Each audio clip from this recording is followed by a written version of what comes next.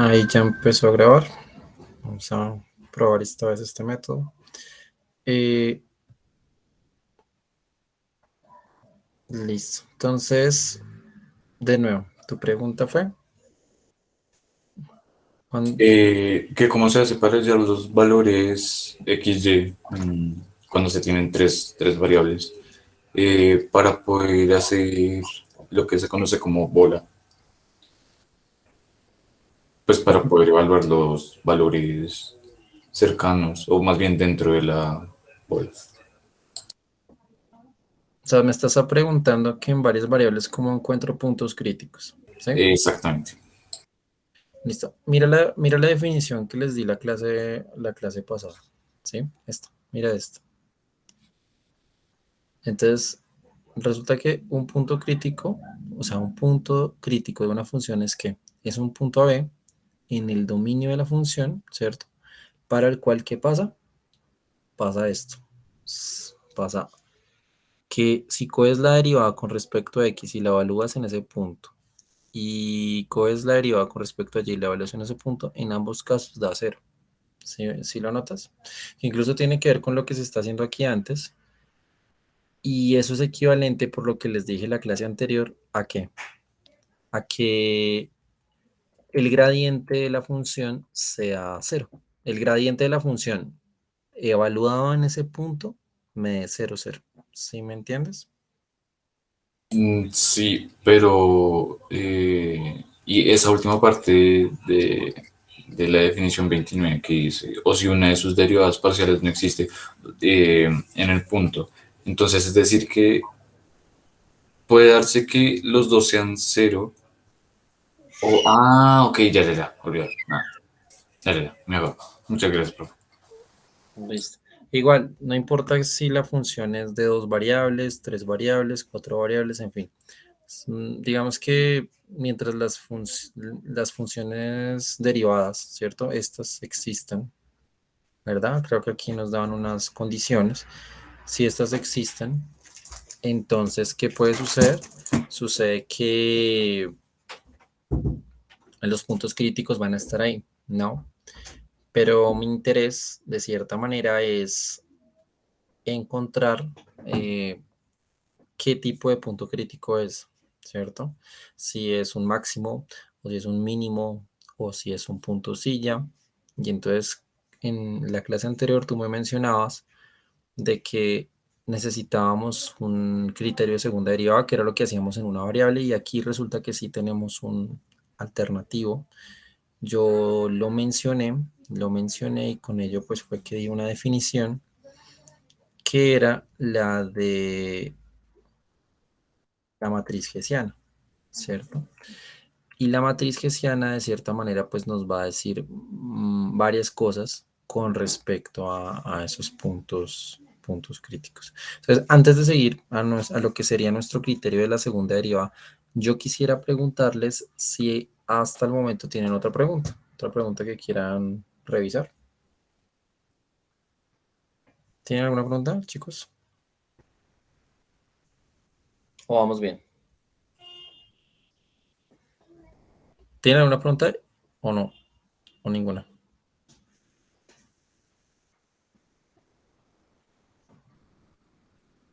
Parece que no, ¿cierto? Entonces, vamos a hablar entonces lo que sería entonces nuestro criterio de la segunda derivada. Y quiero que lo leamos. Bueno, antes de leerlo, ¿sí? Recordemos cómo era en una variable, ¿sí?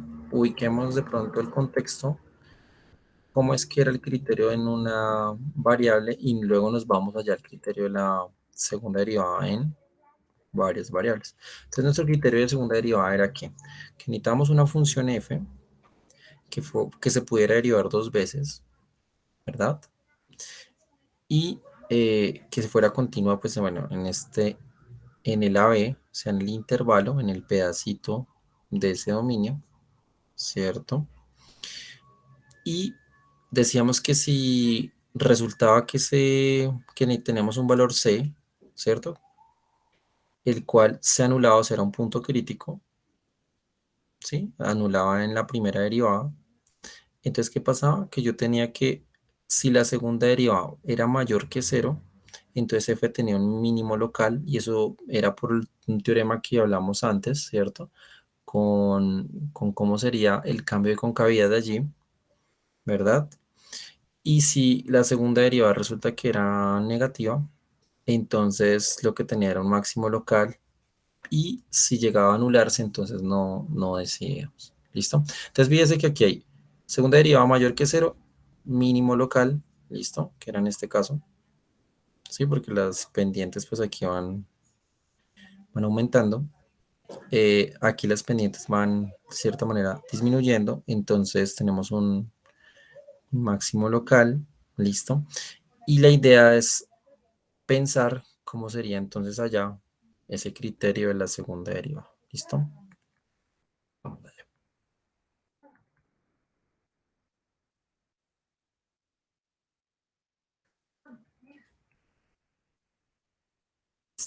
Entonces tenemos nuestro criterio de la segunda derivada.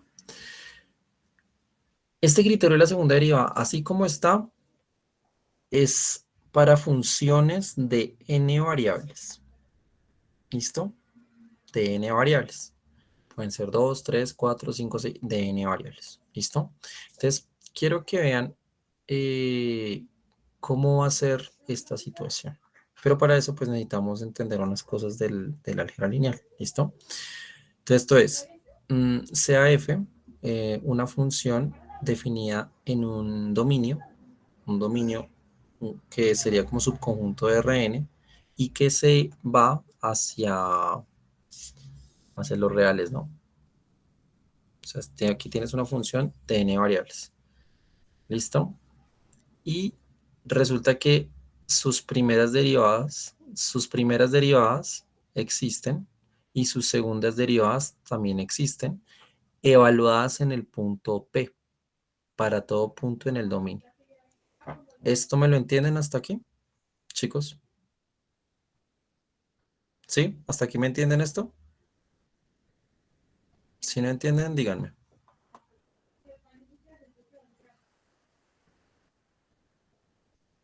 Hola. Qué pena, profe, ¿podrías volver a explicar, por favor?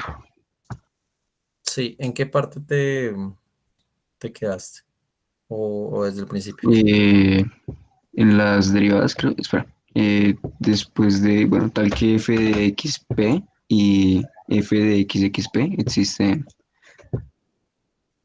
¿Cómo entiendes este pedazo que estoy diciendo yo acá? ¿Cómo lo entiendes? O sea, ¿qué interpretación le das? Esto. ¿Qué quiere decir esto? Este pedacito. la primera y la segunda derivada. Ok. Porque así hicimos la anotación antes, ¿cierto? ¿Sí te acuerdas? Sí, Así hicimos la anotación. Entonces lo que estoy diciendo es que sí tiene sentido de cierta manera definirlo así, ¿no?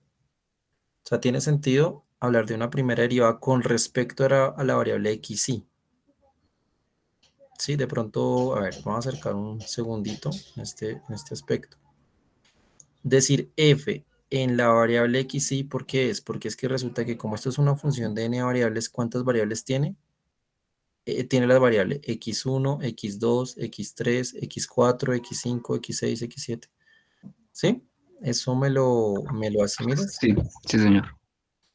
Entonces lo que estoy diciendo es que todas las derivadas con respecto a todas las n variables existen. ¿Sí me entiendes? Listo. Y aquí lo que estoy, y no solo, o sea, no solo van a existir, sino que evaluadas en el P, y P, ¿qué es? P es un punto de D. ¿Listo? Listo, listo. Gracias, profe. Y esto son todas derivadas segundas. Entonces, ¿te acuerdas que hacíamos con respecto a una variable, luego con respecto a la segunda, otra variable, ¿cierto? Que digamos que si esto fuera 3 R3, entonces aquí podría ser o la derivada XY o YZ o XZ, ¿sí? ¿Estamos de acuerdo? Todas esas posibles. Hasta ahí ¿Estamos de acuerdo? Sí, señor. Listo. ¿Alguna pregunta o no? ¿No? ¿Ninguna? Bueno, entonces voy a dejar un segundito de esto.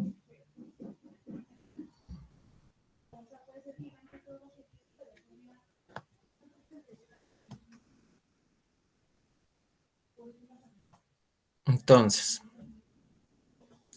tomamos un punto x0 en D, ¿listo? Ese punto x0 resulta ser un punto crítico, ¿ok? Ese punto x0 resulta ser un punto crítico de F. ¿Vamos bien ahí? ¿Sí? Y entonces resulta que aquí nos dicen varias cosas interesantes. Dice, si la matriz hessiana evaluada en ese punto x0, ojo, mire esta definición que dicen acá, definida positiva. ¿Alguien sabe qué es eso? ¿O ha escuchado qué quiere decir que una matriz sea definida positiva? Hola. ¿Sí o no? Digan la verdad.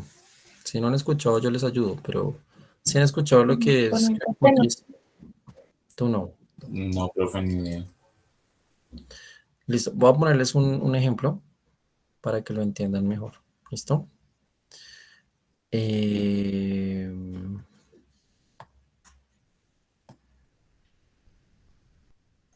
creo que ¿dónde lo pongo? Bueno, lo voy a poner aquí adelante. Entonces les voy a poner una situación y ustedes la van a observar, ¿vale? Entonces quiero que pienses en esta función de tres variables.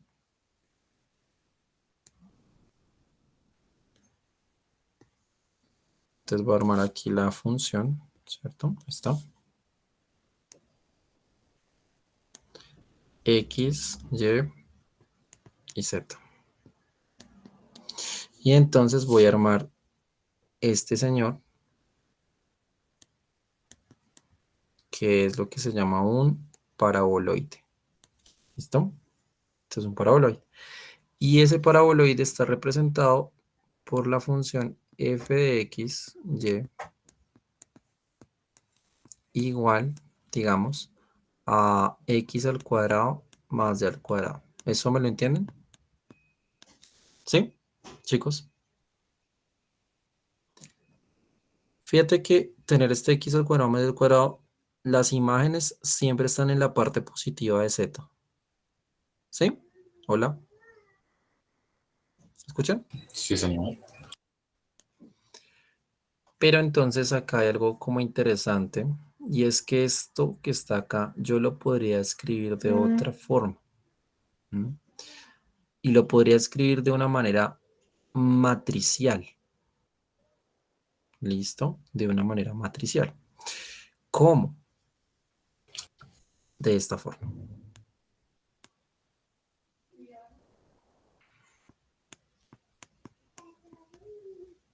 Tomando un vector, una matriz así, 1, 0, 0, 1 y otra matriz aquí, X. ¿Sí? Más o menos, ¿me entienden qué estoy haciendo ahí? Los que ya vieron álgebra lineal y los que no, pues ya les explico. Es que es lo que pasa, mira, cuando tú tienes, por ejemplo, fíjate que acá escondido tienes una matriz A, aquí tienes un vector X, un vector X, y aquí tienes el mismo vector X, pero está volteado, entonces uno dice que es un vector traspuesto. ¿Me siguen? ¿Sí? ¿Hasta ahí? Hola. Entonces, ¿qué pasa? Si uno se pone a hacer las cuentas con lo que a uno le enseñan en álgebra lineal, si uno se pone a hacer las cuentas con lo que a uno le enseñan en álgebra lineal, uno podría llegaré a hacer las cuentas como fila por columna, ¿no? Esta fila la multiplicas haciendo un producto punto con esta de acá. ¿Alguien recuerda cómo se hace aquí un producto punto, chicos? Hola. ¿Sí o no? ¿Sí saben cómo hacer un producto punto o no? ¿No? Entonces lo explico. No, profe, la verdad yo no. Voy a explicar dos cosas entonces aquí. Hay una cosa que tú ves en álgebra lineal que es un producto punto. ¿Listo? Producto punto. Producto punto entre vectores.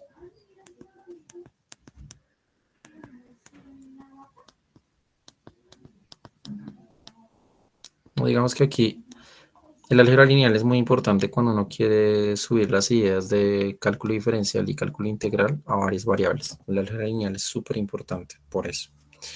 Entonces, mira, si digamos tú tienes un vector, ¿qué sería? Un vector es como esa versión de un punto en en una dimensión superior, ¿cierto? Entonces, eh,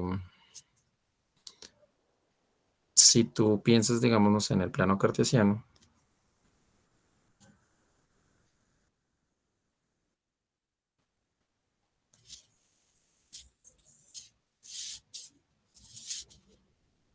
tienes acá un vector, tienes acá otro vector, ¿listo?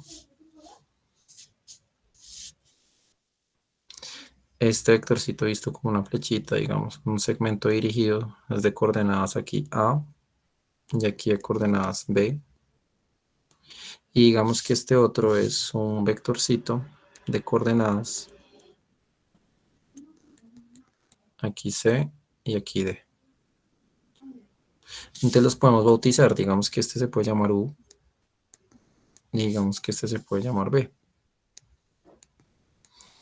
¿Listo? Y uno hace lo que se llama un producto punto, ¿vale? Digamos que detrás del producto punto hay una relación con el ángulo y la relación está en cómo tratar de sacar el ángulo entre estos dos, un ángulo tita acá. Hay una relación ahí interesante.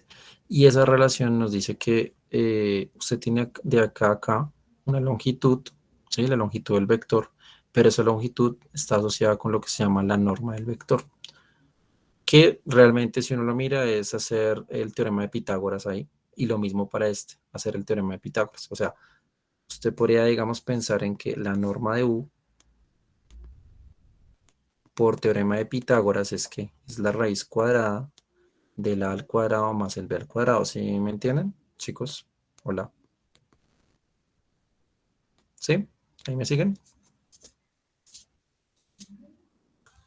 Y la norma del vector B, que es esta longitud, es la raíz cuadrada, haciéndolo por teorema de Pitágoras de esto, de C al cuadrado más el D al cuadrado. ¿Ok? ¿Listo?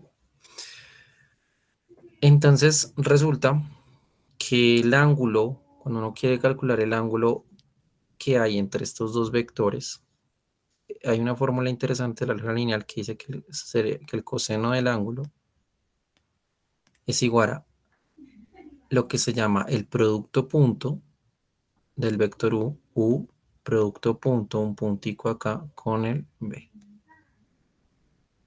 sobre la multiplicación de las dos normas, la norma de U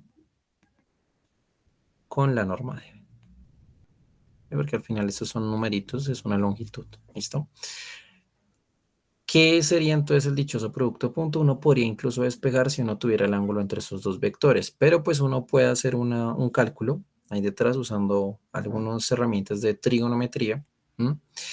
Y resulta que el producto punto entre dos vectores es nada menos y nada más que multiplicar y sumar las componentes. Es decir, sabemos que el vector U, este vector U, es un vector de componentes que A, B. Y el vector B es un vector de componentes C, D, ¿no? Entonces, lo que haces con el producto punto es multiplicar y sumar. O sea, A, que es un número, lo multiplicas por C, más el B, que es un número, y lo multiplicas por D. ¿Estamos de acuerdo, muchachos? ¿Ahí me siguen? ¿Sí? Hola, ¿me escuchan?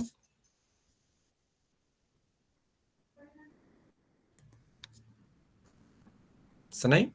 Hola. Sí, señor. Entonces, digamos que si uno hace las cuentas, uno ve que, por ejemplo, calcular esto es precisamente la raíz cuadrada de el producto punto de U consigo mismo. O sea, porque si haces A por A, pues A al cuadrado, más B por B, pues B al cuadrado, ¿cierto? Y lo mismo con este. Entonces uno pues ahí tiene cosas interesantes detrás.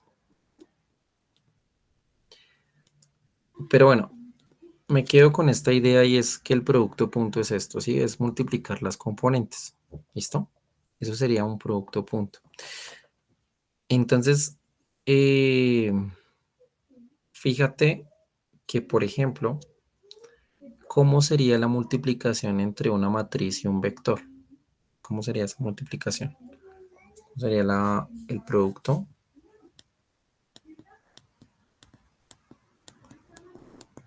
entre matriz y vector.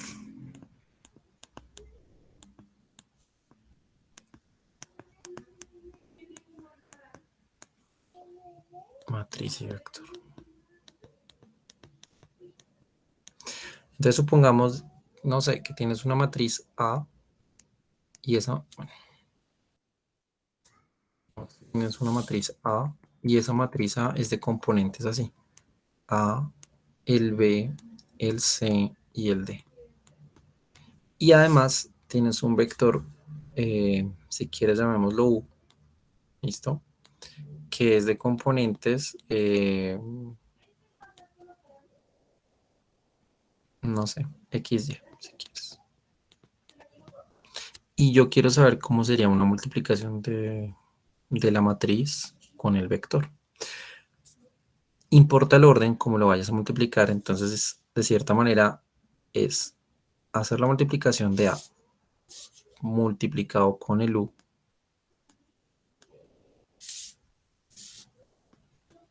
en este orden, claro, es en este orden. Es tomar esto y lo vas a multiplicar con este señor. Pero lo que quiero que notes, es que si uno ve la matriz detrás, uno la podría ver como que, uno la podría ver como dos vectores, un vector fila 1 y un vector fila 2. ¿Sí me entienden, chicos? O sea, este señor es el vector fila 1 y este señor es un vector fila 2. ¿Ahí me siguen? Hola. ¿Sí? ¿Me escuchan? Chicos. ¿Sí? ¿Me lo entienden?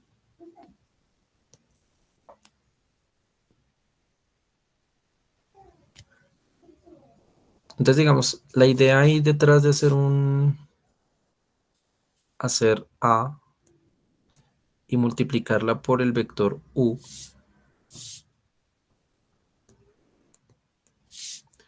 ¿qué esconde? Pues lo que esconde es que tú estás haciendo una multiplicación por dos vectores fila acá. ¿Sí ves?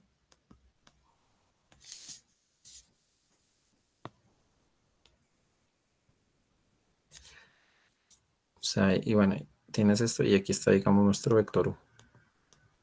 Entonces, si tú haces las cuentas, ¿cuál es la respuesta? Pues estás haciendo este vector fila producto punto con el U, ¿sí? Vector fila, producto punto con U en esta componente. Y este vector fila, producto punto con el U. ¿Me siguen hasta ahí, muchachos? Hola. ¿Me escuchan?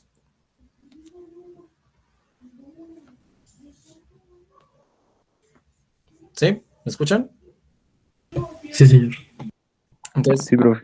ustedes fíjense que usted, como es un producto punto, ¿qué está haciendo? Es este vector fila, haces producto punto con este vector acá. ¿Sí notas? Entonces, en ese orden de ideas, ¿cómo va a quedar? Pues mira que queda A por X más B por Y. ¿Claro? ¿Sí? Y aquí tienes C por X más D por Y. Y lo interesante es que esta cosa que nos dio ahí es un vector donde la primera componente es esto y donde la segunda componente es esto. Hola, hola, el micrófono, por favor. Creo que voy a tener que silenciar por aquí algo.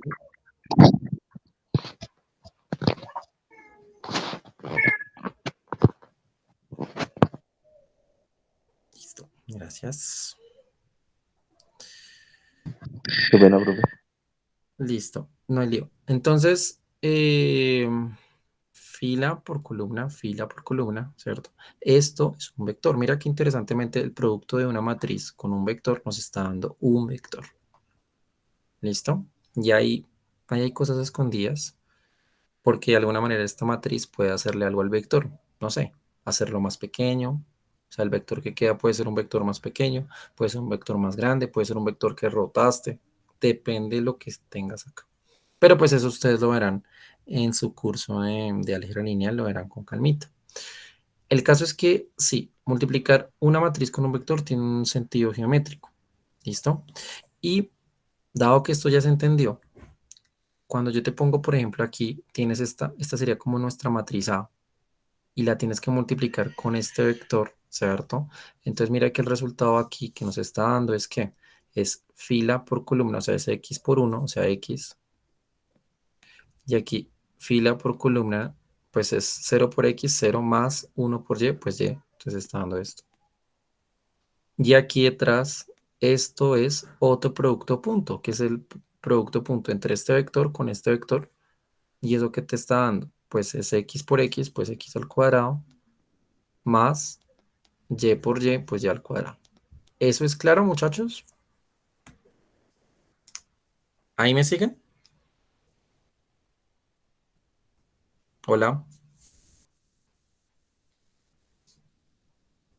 ¿Sí? ¿Estamos de acuerdo?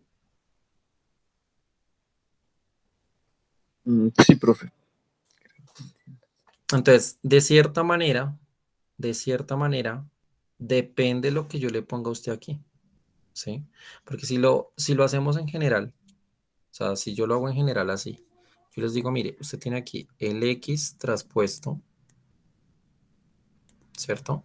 Multiplicado por una matriz A y ahí multiplicado por el vector X. ¿Eso qué es? Pues a ver, es el vector X, Y, ¿cierto? Por la matriz, ¿qué? La matriz de componentes A, B, C y D. ¿Y esto por quién? Por aquí, el X, Y. Tú puedes aquí hacer las cuentas. Entonces, por ejemplo, este tienes el X, Y, aquí quietico. Aquí vas a tener fila por columna, entonces aquí tienes el AX más BY. Y aquí CX más DY. Y ahora aquí haces producto punto. Entonces, producto punto, como es el X con todo este señor, ¿cierto? Que sería AX al cuadrado más BXY. Y luego aquí más, que sería el Y con todo este señor. que sería el CXY más DY al cuadrado, ¿no? ¿Hasta ahí me siguen?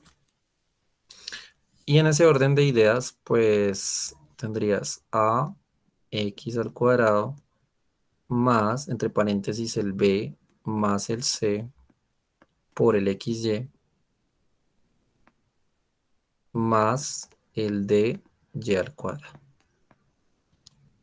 Por ejemplo, si b y c fueran ceros, pues entonces este pedazo se anula y uno pues entraría a ver cómo sería la A y el d, ¿no? ¿Qué sucede? Esto vendría siendo esto. Si la matriz, por ejemplo, si uno ve que el b y el c fueran iguales, si el b fuera igual a c, entonces esta cosa, este señor de acá,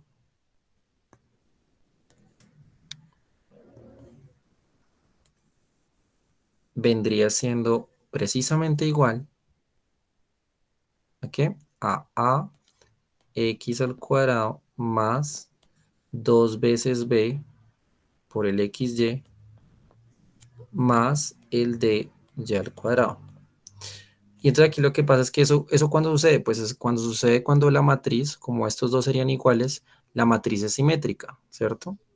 La matriz es simétrica. Matriz simétrica.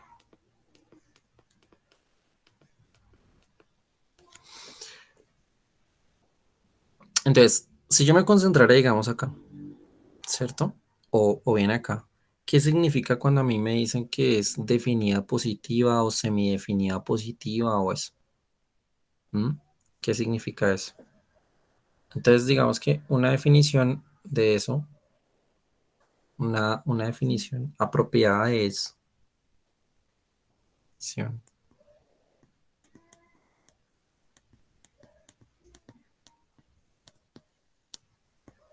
Entonces, una matriz A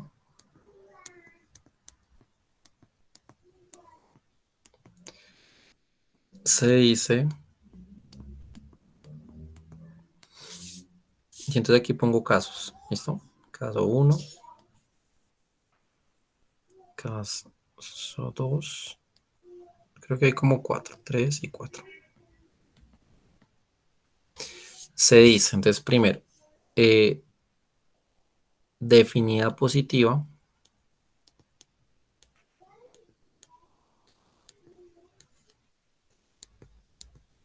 definida positiva,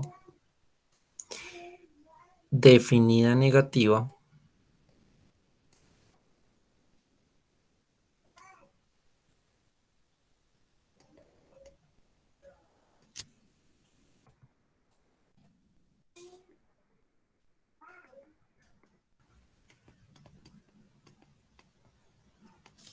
bueno, y luego aquí sigue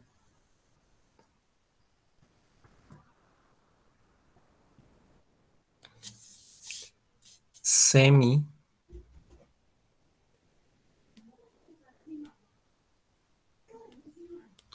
semidefinida positiva y el otro es semidefinida negativa.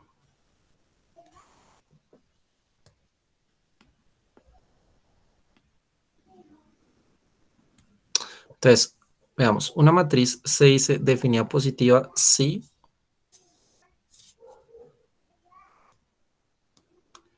eh, para todo x, vector x, en un dominio, en un omega, se tiene que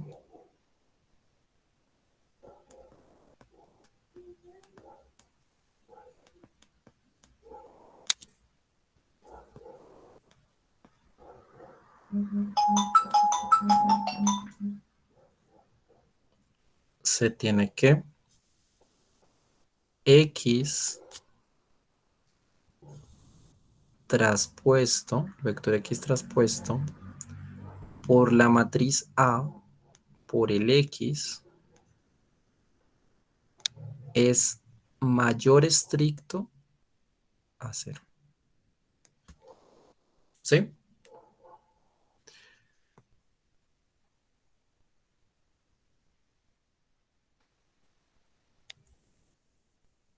Ponerlos aquí. Aquí. Aquí. Aquí.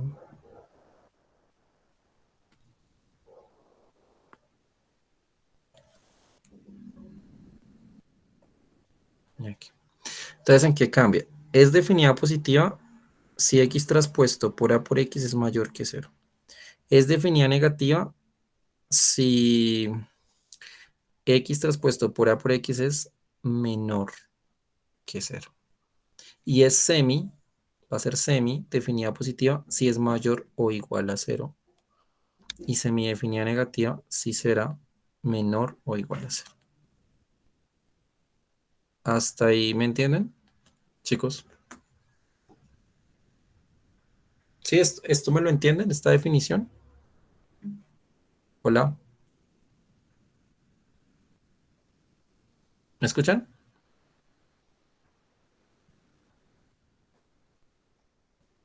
¿Chachos?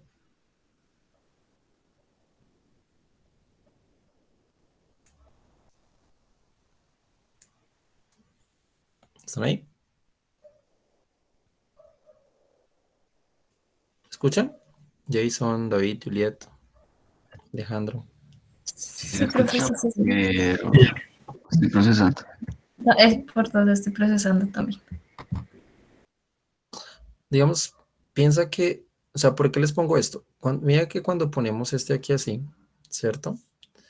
En el ejemplo, digamos, en este ejemplo, esta matriz A, que es 1, 0, 0, 1, es una matriz que es. Siempre esa matriz cumple esto, mira, que siempre es mayor o igual a 0. ¿Por qué? Porque resulta que esta cosa pinta esto y esto siempre es mayor o igual a 0. ¿Sí ven? Pero acá está el 0. ¿Sí? Aquí está el cerito. ¿Sí me entienden? Y siempre va hacia arriba. Esta superficie siempre va hacia arriba. No me pasa de que tenga pedazos que están abajo en lo negativo, no. Siempre es mayor o igual a 0. Entonces yo digo que esa matriz es semi definida positivo. ¿Me entienden? Hola. ¿Sí?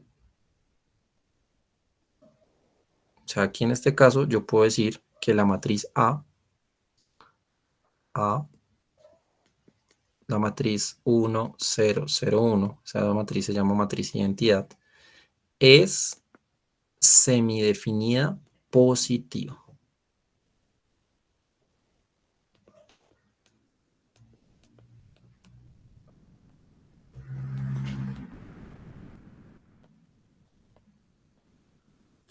¿Por qué? Porque fíjate que sin importar qué valor yo le ponga de X y sin importar qué valor le ponga yo de Y, esto siempre es o es positivo o es 0. ¿Sí me entienden, muchachos? ¿Sí? ¿Me entienden la idea? Hola.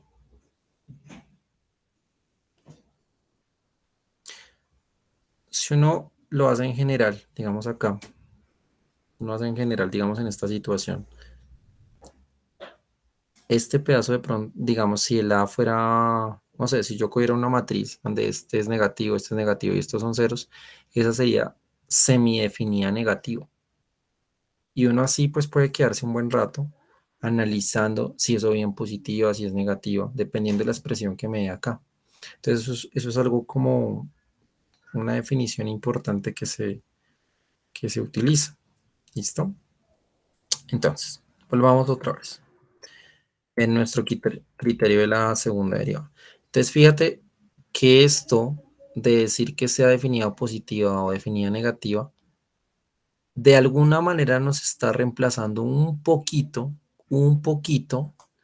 el hablar de que la segunda derivada sea positiva o sea negativa, ¿sí? ¿Me entienden eso, chicos? Porque, por ejemplo, en el segundo, pides que la matriz hessiana sea ¿qué? Sea definida, pero negativa, ¿sí ven? ¿Sí me escuchan? Hola. Sí, profe. De cierta manera, en lo que aquí menciono, hay otra manera de definir, o sea, o de ver eso de que sea definida positiva o sea definida negativa. ¿Listo? Y es a partir de lo que se llaman las menores. Pero pues digamos que la definición usual estándar es esa, es esto, es esta de acá. Es ver que bueno, con respecto a la segunda derivada, pues sería ver si esto es positivo o negativo, pero digamos que esta matriz, tú tienes una matriz hessiana. Entonces, ¿qué es lo que pasa? Yo tengo una matriz hessiana. ¿Qué era la matriz hessiana? Era una matriz de segundas derivadas. Listo. Yo cogí mi función. La derivé dos veces todas las posibilidades, ¿cierto? Y luego las evalúo en el punto crítico. Cuando las evalúas en el punto crítico, esta matriz hessiana se vuelve una matriz de numeritos, ¿cierto? Y luego yo aplico esta definición de ser definida positiva o definida negativa a esto, para saber si eso me da siempre mayor a 0 o menor a 0 o cómo hago. Esta es una definición. De hecho, creo que esta definición mejor se las pongo adelante. Les voy a poner antes de ver esto. Les voy a poner todo eso por acá. Se me hace que es como mejor.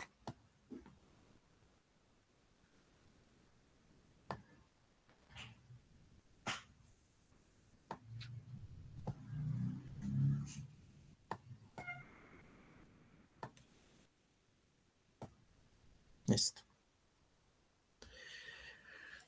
Entonces, uno habla de ser definida positiva o ser definida negativa. Hay una cosa interesante y es que nos dan una definición alternativa y dice, esto es las menores. Es otra manera de ver que esto sea definido positivo, ¿sí? Y me habla de la menor 1, la menor 2, 3 y así hasta la menor n, ¿sí? ¿Y qué es eso de las menores? Entonces vamos a hablar de lo que serían entonces las menores. Denme un segundito. Ya.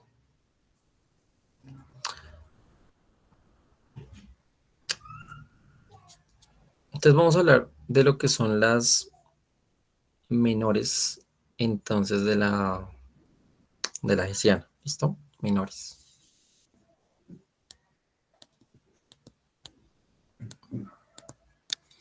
Las menores de la matriz hessiana. Aquí, ¿saben calcular determinantes? ¿Sí? ¿Alguno? ¿O no? No, profe. Bueno, no importa. Aquí les doy una idea más o menos. Voy a poner, para hablar de esto de las menores, voy a hacerlo en una matriz de 2 por 2 y luego miro una de 3 por 3 y demás. Que no sé si... Bueno, lo voy a hacer con la 2 por 2 primero. Entonces supongamos que tienes, listo, tienes la hessiana de una f, de la función f, ¿cierto? Pero esa matriz hessiana, pues, es de recordar que depende de nuestro punto crítico, ¿cierto? O sea, tenemos un punto crítico de coordenadas xy. O bueno, ¿cómo lo mencionamos? Voy a ponerlo como un x barra y un y barra, donde ese punto x barra y y barra es nuestro punto crítico, ¿listo? O sea, es el punto en el que pues sabemos que se anula, ¿no? Es decir, el gradiente de f en ese punto se anula, ¿claro? Y si no se acuerdan, bueno, eso significa que si hago la derivada con respecto a x y la evalúo en el punto X barra Y barra, este da 0 y el otro también, con respecto a Y.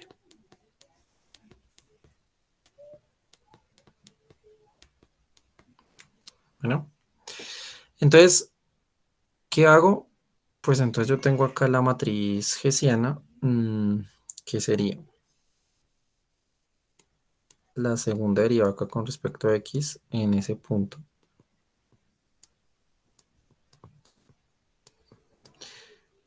Y aquí, con respecto a X, aquí ya.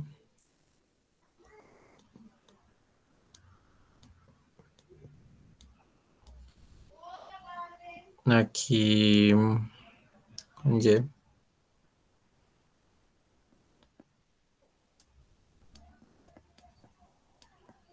Y acá.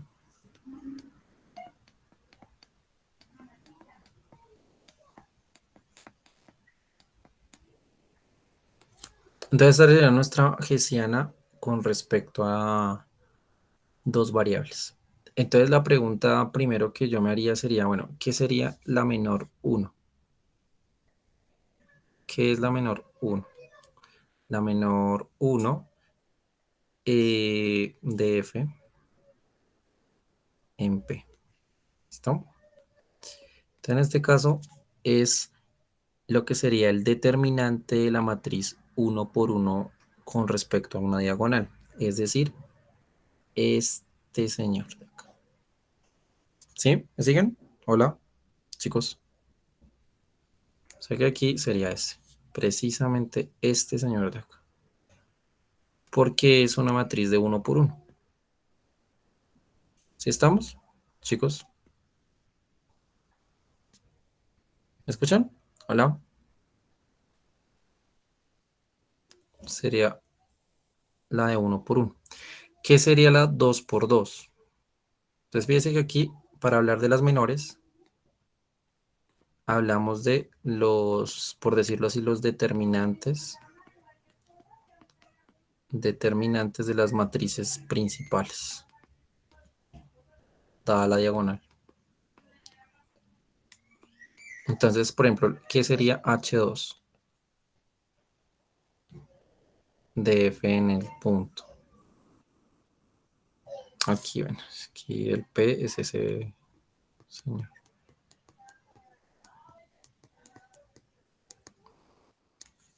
Entonces, ¿qué sería hacerlo?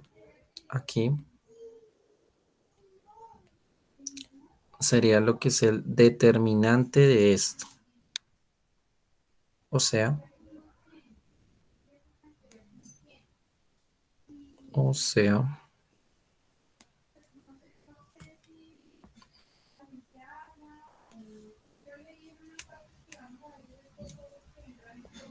tran, tran. Pregunto, ¿alguien sabe cómo calcular el determinante de una matriz 2 por 2, chicos? De pronto del colegio, de matemáticas, ¿no? ¿Sí? ¿Sí recuerdan? ¿Cómo se calcula el determinante de una matriz 2 por 2?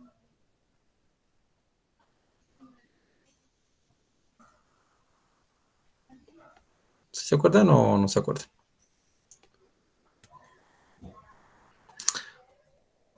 Es cruzado, o sea, este por este menos este por este. ¿Listo? ¿Sí? ¿Me siguen? Chicos. Entonces sería. Sí, dime. ¿Me ibas a decir algo?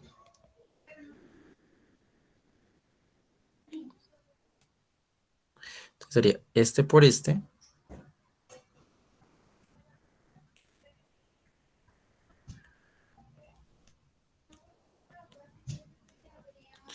menos estas dos. Pero recuerden que la hessiana tiene una propiedad y es que estos cruzados son iguales, ¿cierto? Este señor y este señor son iguales. Entonces en ese orden de ideas lo que yo tendría aquí es el F de XY, y como se multiplicaría por sí mismo, ¿no?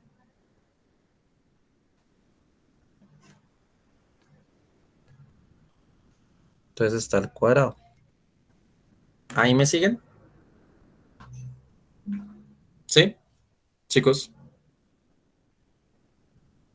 ¿hasta ahí estamos de acuerdo?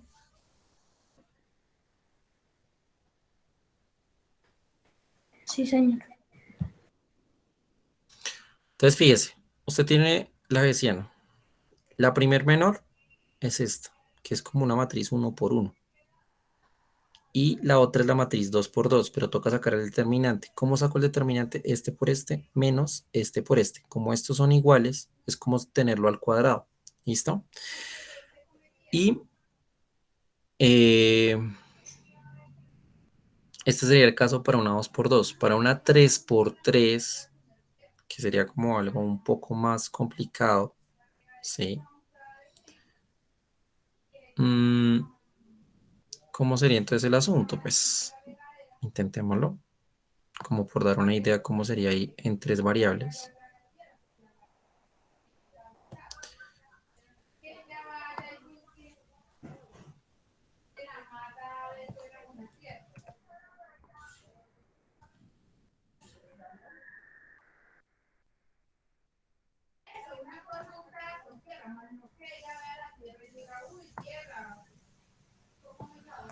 Entonces, eh, vamos a tener ahora el caso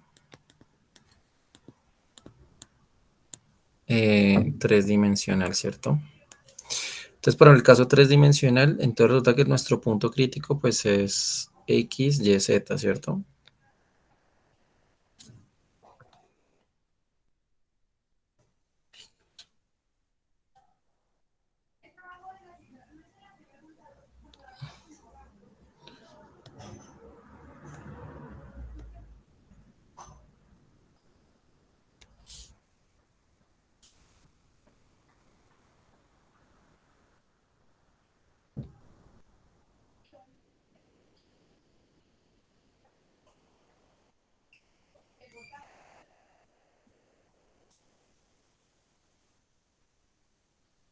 Entonces, nuestro punto crítico es un punto de coordenadas X, Y, Z, ¿cierto?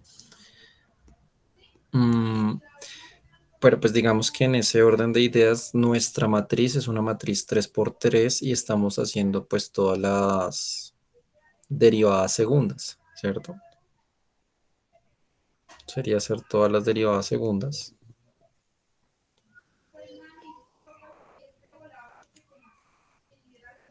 Listo. Y entonces, de este lado que tendríamos, pues ahora tendríamos, bueno, aquí,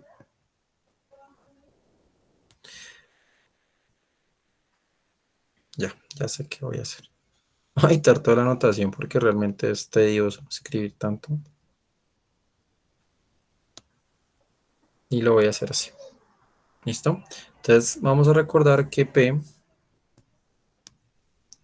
nuestro punto P, que es el punto crítico, es de coordenadas X, Y y Z. Entonces, aquí tenemos F, X, X en P. ¿Listo? El otro es F, X, Y en P. Evalúa en P. El otro es F, X, Z en P. ¿Cierto? Y aquí lo mismo. Entonces sería F, Y, X en P. Y aquí F, Y, Y en P. Y aquí F, Y, Z en P. Y aquí el F, Z, X en P. Y aquí F, Z, Y evaluado en P. Y aquí F, Z, Z en P. ¿Listo? Entonces, ¿quién sería el primer menor? La primera de acá. ¿Quién sería el segundo menor? Este determinante, que sería el de aquí. Digámoslo de esta manera, digamos que está la de 1, está ahora el determinante de la de 2 y ahora estaría el determinante de la de 3. ¿Sí me entienden, chicos? ¿Sí? ¿Me entienden? ¿Me escuchan? Hola.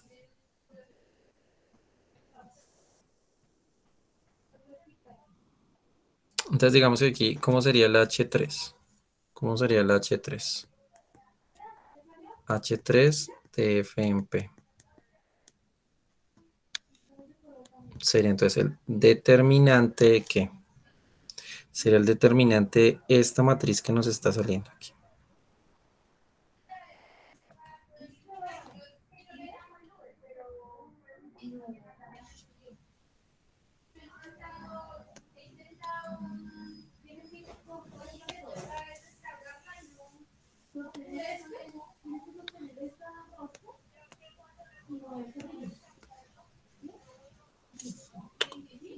Entonces aquí tocaría sacar el determinante de una matriz 3 por 3. ¿Alguien se acuerda cómo se hace eso, chicos? ¿O sabe, lo vio del colegio? ¿Cómo sacó el determinante de una matriz 3 por 3? ¿Mm? ¿Una idea de cómo se hace?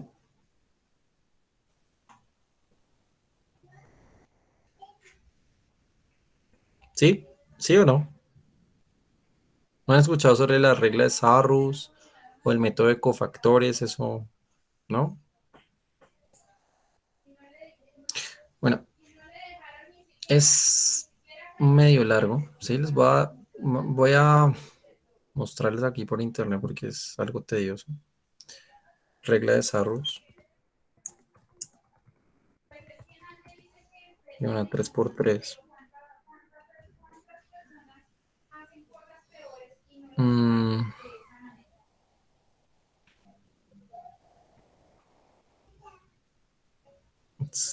la regla de Sarrus es... A ver si hay un dibujito aquí que se los explique bien. Si no, lo haría yo.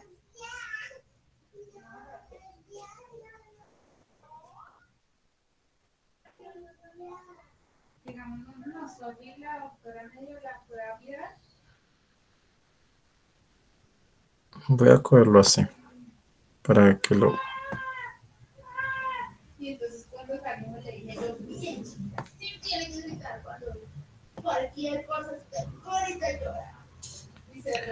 Sí, digamos, les voy a dar la idea de cómo sacar el determinante de la matriz, ¿sí?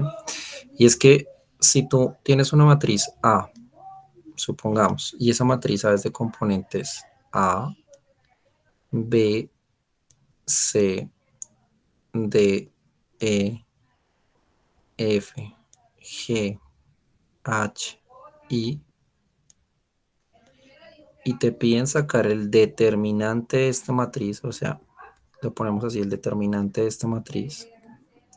Entonces la manera como usted lo hace es que agregas, puedes agregar estas dos columnas, aquí y acá, y luego lo que haces es hacer una multiplicación, sumas y restas acá detrás.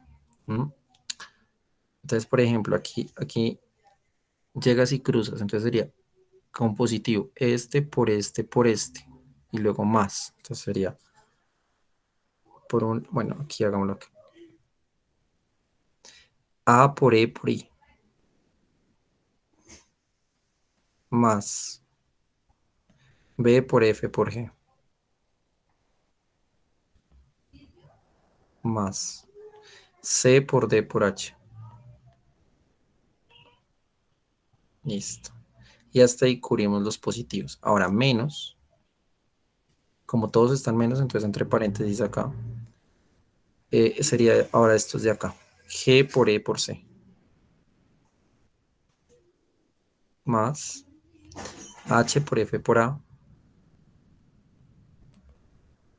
Más I por D por B.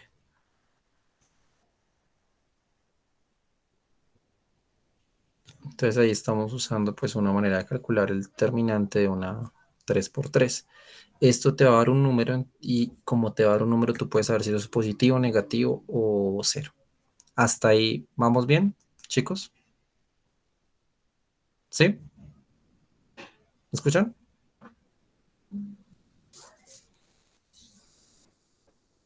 Entonces, cuando tengas una de 3 por 3 pues puedes utilizar este método, ¿cierto? Porque esto te va a dar al final una matriz de números y de esa manera saber cómo sería. Di el ejemplo de esta que es tridimensional, di el ejemplo de esta que es de 2 dimensiones y así usted lo puede hacer para 4 dimensiones, 5 dimensiones, son hallar esas menores, ¿listo? La primera menor, la segunda menor, la tercera menor, cuarta, ta, ta, ta. Y ahora sí nos vamos al criterio de la segunda deriva. Entonces, si son n variables, entonces lo que vas a hacer es ver si la matriz hessiana es definida en positivo. Entonces, una manera de verlo es o bien con lo que les expliqué antes de x traspuesto por la matriz hessiana por x y ver si eso es positivo siempre, o lo hacen con las menores y hacerlo con las menores es ver que, por ejemplo, el primer menor evaluado en el punto es mayor a cero y además el segundo menor también es positivo, el tercer menor es positivo y así siguen con todos los menores. Si todo eso sucede, entonces usted dice que f es un mínimo. ¿Estamos? Chicos, hola. ¿Eso me lo entienden? ¿Sí es claro este primero? ¿Esta primera situación? Sí, señor. Entonces es un mínimo si todas las menores evaluadas en el punto crítico son siempre positivas. Ahora, si la matriz hessiana es definida negativa, ¿cómo lo podemos ver? De pronto mirando las menores. Si digamos que la primer menor es negativa y luego cambió, la segunda menor es positiva y luego cambió, la tercera menor es negativa y luego así, cruza. Entonces es como menor, mayor, menor, mayor, menor, mayor, ¿cierto?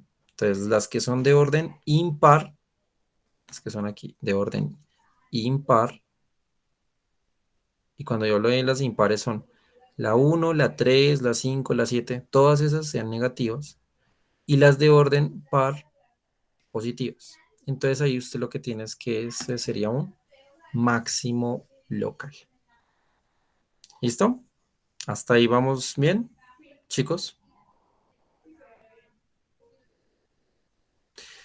Ahora, mire qué interesante. Si resulta que no pasa ninguna de las dos, ¿cierto? Si no pasa ninguna de las dos. Digamos, por ejemplo, no sé, que este dio negativo y este también dio negativo, entonces no está ni acá ni acá, ¿cierto?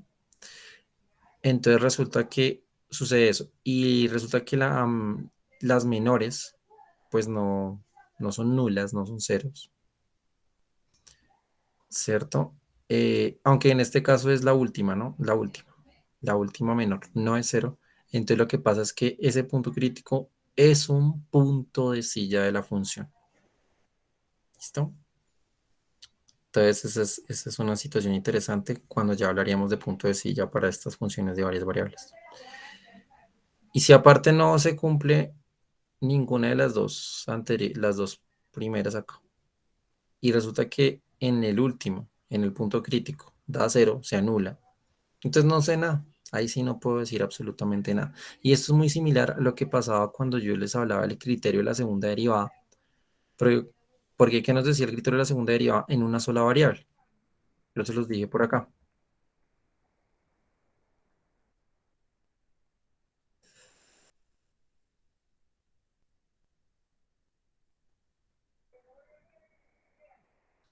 Decía que si la segunda derivada era igual a cero, no decía. Y les puse el ejemplito acá en una variable, ¿cierto? No decía. Entonces resulta que hayan varias variables, tampoco decía. ¿Bien? ¿Claro? Chicos, ¿bien? ¿Hasta ahí vamos bien? ¿Sí? ¿Algún lío? ¿Esto?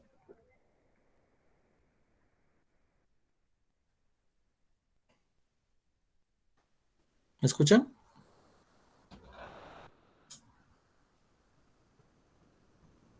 Vamos bien. Bueno, mm, de pronto sería bueno colocar, déjame ver, un ejemplito interesante, ¿sí? Y con ese ejemplito, pues, podríamos entender un poco más ciertas cosas. Hay una situación y es que yo te da a ti una función de varias variables y trates de determinar cuáles son los puntos críticos, ¿no? Entonces vamos a hacer un ejemplito con eso. Vamos a hacer un ejemplito con eso. A ver cómo sería. Entonces, consideremos esta función. ¿Listo? Consideremos esto. F como ejemplo.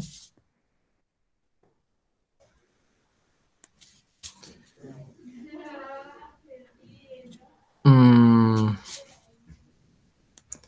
fxy igual a x a la 3 más y a la 3 más 9x al cuadrado menos 3 y a la 2 más 15x menos 9y más 20. Entonces, esa que está ahí es una función de dos variables, ¿listo? Y la idea es encontrar puntos críticos y clasificarlos, ¿ok? ¿Me siguen, chicos? Sí, señor. Entonces, ¿qué es lo primero que hay que hacer para encontrar los puntos críticos? ¿Quién me dice? O sea, primero te voy a encontrar puntos críticos, ¿cierto? Paso uno, puntos críticos. Entonces, ¿qué me toca hacer?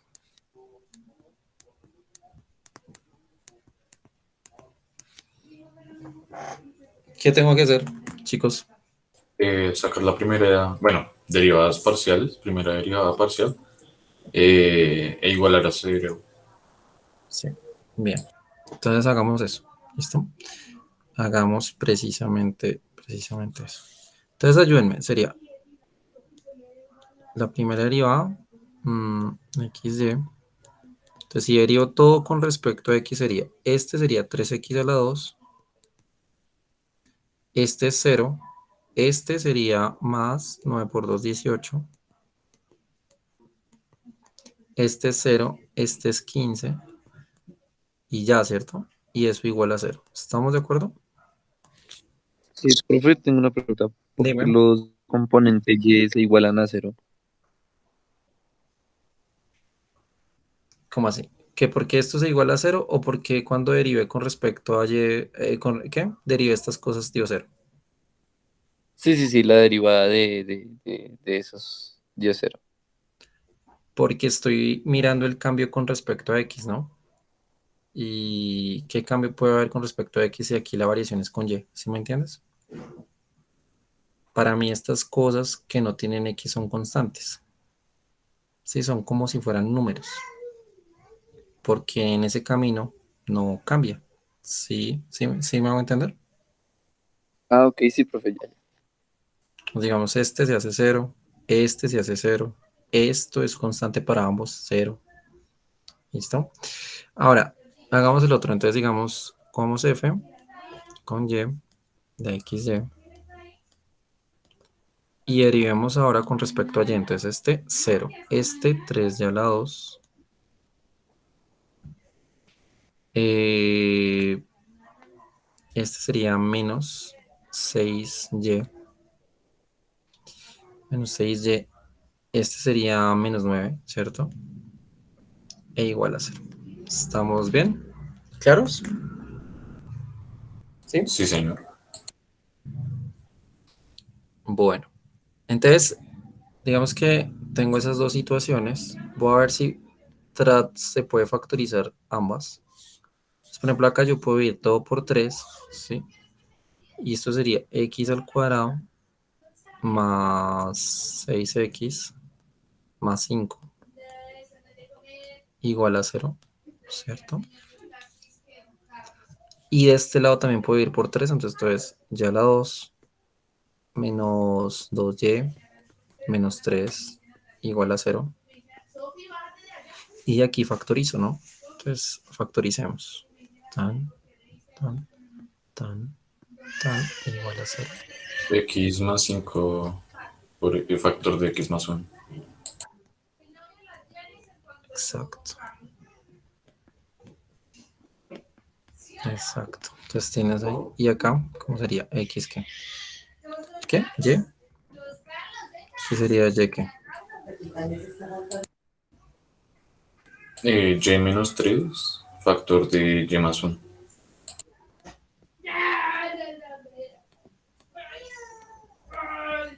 Listo. Bien. Listo. Entonces, venga a ver. De aquí, ¿qué opciones me están saliendo entonces como puntos para X? Para X me está saliendo que X sería Menos 5 y menos 1. menos 5 y menos 1, ¿cierto?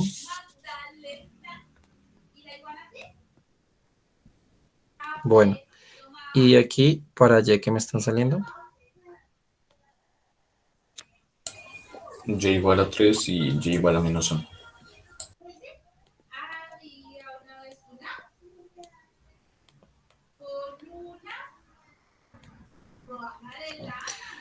Bueno, bien. ¿Y qué hago ahora?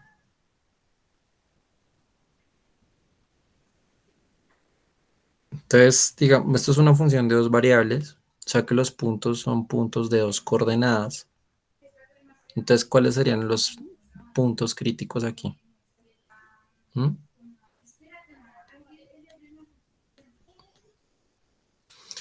Sería que sería como combinar aquí cosas, ¿cierto? Sería este señor con luego este señor con luego este señor con y luego este señor con este. ¿Sí me entienden?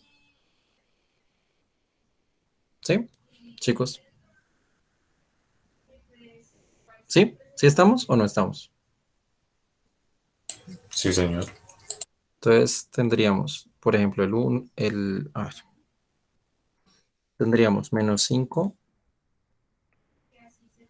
con 3. Ese es uno. ¿Qué otro? Menos 5 con menos uno. Ese es otro.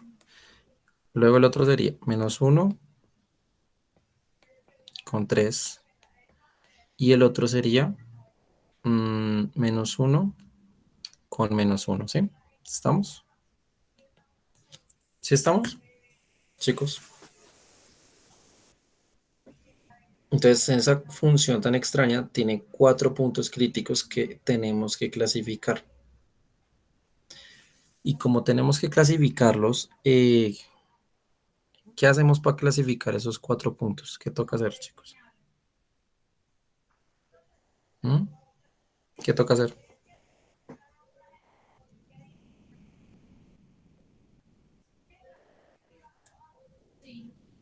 Hola, ¿qué hay que hacer?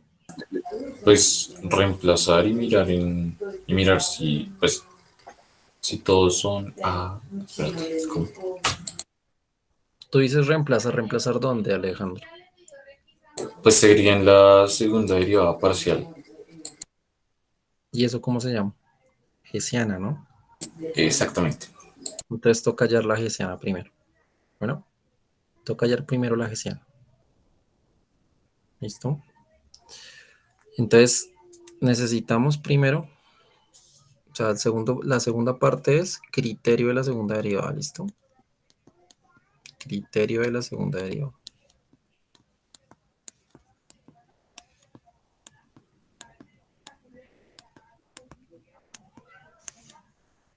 Criterio de la segunda derivada.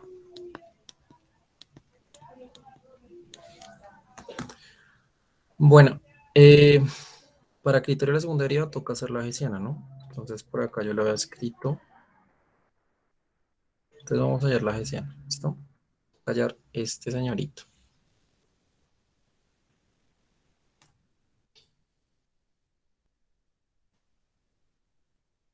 Toca hallar la hessiana. No escribí tanto. Y si hallamos la hessiana, la respectiva hessiana, entonces, ayúdenme.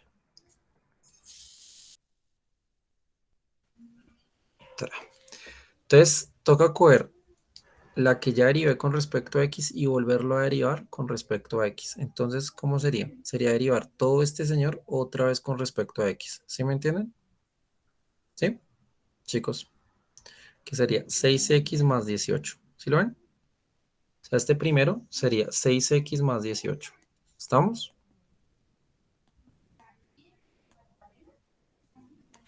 Hola. ¿Sí? ¿Sí estamos? Y ahora, este es ¿qué? Es coger la que ya había derivado con respecto a X y derivarla con respecto a Y. Pero si yo derivo esta cosa con respecto a Y, ¿sí ven que me da cero? Porque con respecto a Y aquí no hay nada. Todo esto es constante para mí.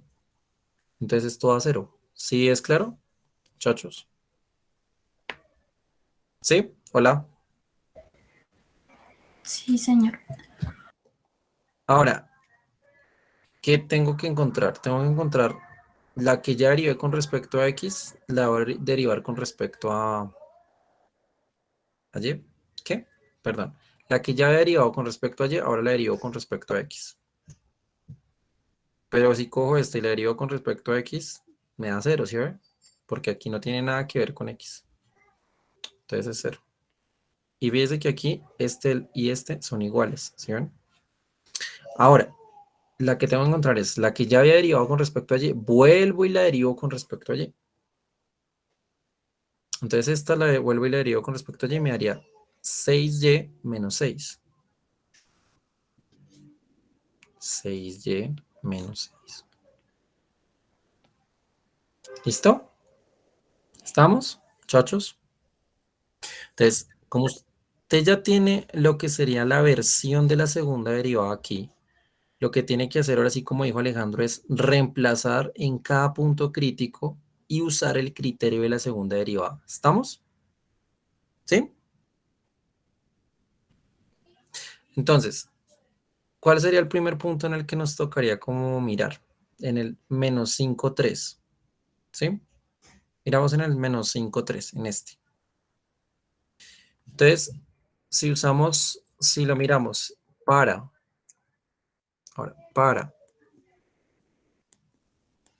el punto menos 5, 3, ¿eso qué quiere decir? Que toca coger esta hessiana, ¿sí? Y reemplazarla en ese punto, ¿ok? Entonces sería la hessiana de la función f, ¿en qué punto? En el punto menos 5, 3. Listo. Pero fíjense que nuestra matriz hessiana ahí era esta, y toca reemplazar el x por el x que nos dé y el y por el y que nos dé, ¿cierto que sí? De hecho aquí yo tengo que ponerlo acá porque es en el punto crítico, ¿listo? Entonces si reemplazas sería ¿qué? Sería 6 por el menos 5, ¿cierto? 6 por el menos 5 más 18. Aquí 0, aquí 0, y aquí este es el 6 por el 3, ¿sí? Porque 6y menos 6. Y entonces la matriz hessiana asociada a ese punto nos está dando ¿cuánto? Nos está dando 6 por 5 daría menos 30, más 18 nos daría menos 12. Y aquí 0, y aquí sería 6 por 3, 18, menos 6 te da 12. ¿Hasta ahí me siguen, chicos? ¿Sí? Hola. Sí, profe. Ahí. Sí, señor. Entonces ahora lo que sigue es que lo que sigue es hacer el criterio de la segunda derivada y para eso necesito las menores, ¿no? ¿Se acuerdan? Las menores. Entonces, digamos, la primer menor, que era el H1, era el H1 ¿en qué? De F en ese punto, en el punto menos 5,3. Entonces, ¿esa quién era? Esa era esta primero. ¿Y esta primera quién es? El menos 12. ¿Y qué nos dio? Nos dio que este es negativo, vea. El primer menor nos dio negativo. El segundo menor. ¿Qué sería el segundo menor? Sería F. Bueno, no, el segundo menor. ¿Qué era el segundo menor?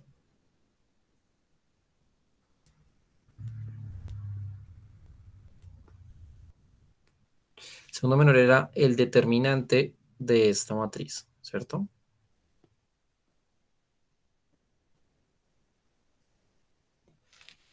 El determinante de esta matriz.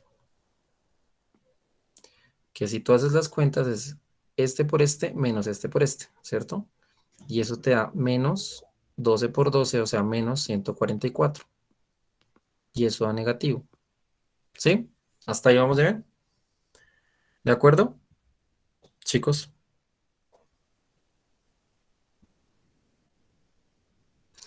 Entonces fíjese que nos está diciendo que en este es negativo y en este es negativo.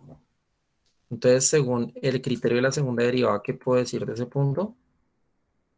¿Qué puedo decir? ¿Mm? Que es un máximo. ¿Es un máximo? ¿En serio? Eh, Es como un punto de silla, ¿no? Ajá. Es punto de silla, sí, señor. Efectivamente es un punto de silla porque no se anuló, pero no me cumplió ni la primera ni la segunda. Entonces ese punto es un punto de silla. Punto de silla. Entonces aquí, punto de silla.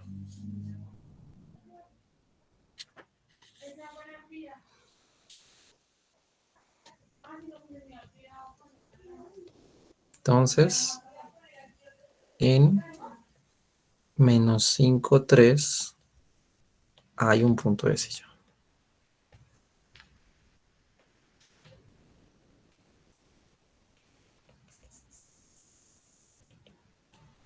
Punto de silla. Listo, ya lo hicimos para ese primer punto. Les pregunto, ¿es necesario que clasifique los otros tres o ya ustedes lo dejan como ejercicio? ¿Quieren que lo haga o lo hacen ustedes, muchachos?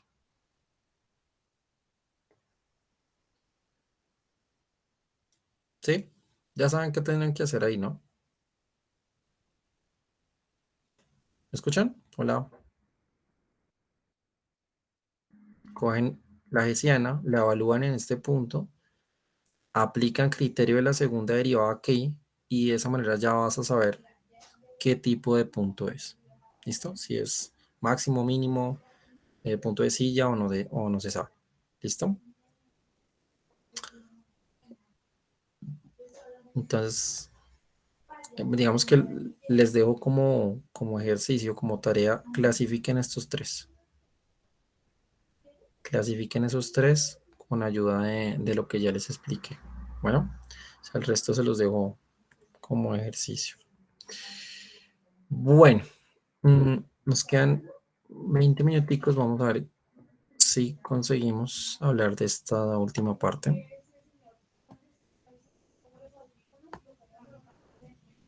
Y es esto, para acercarnos a multiplicadores de Lagrange. Y es que, mira lo que hice acá. Yo ahora lo que quiero es tratar de encontrar máximos o mínimos, pero no, digamos que característicos de toda la función, ¿sí? No de toda la superficie, sino me voy a concentrar en un pedacito, en un pedazo de la función, ¿sí? En lo que llamaríamos un conjunto acotado y cerrado. Esto en un pedacito en concreto. ¿Listo? Entonces, mm, lo que voy a hacer ahora en ese orden de ideas es, por ejemplo, puede que esta función esté definida en más espacio, pero aquí se centraron solamente en este rectangulito. Y ahí pudieron encontrar máximos y mínimos. ¿Listos?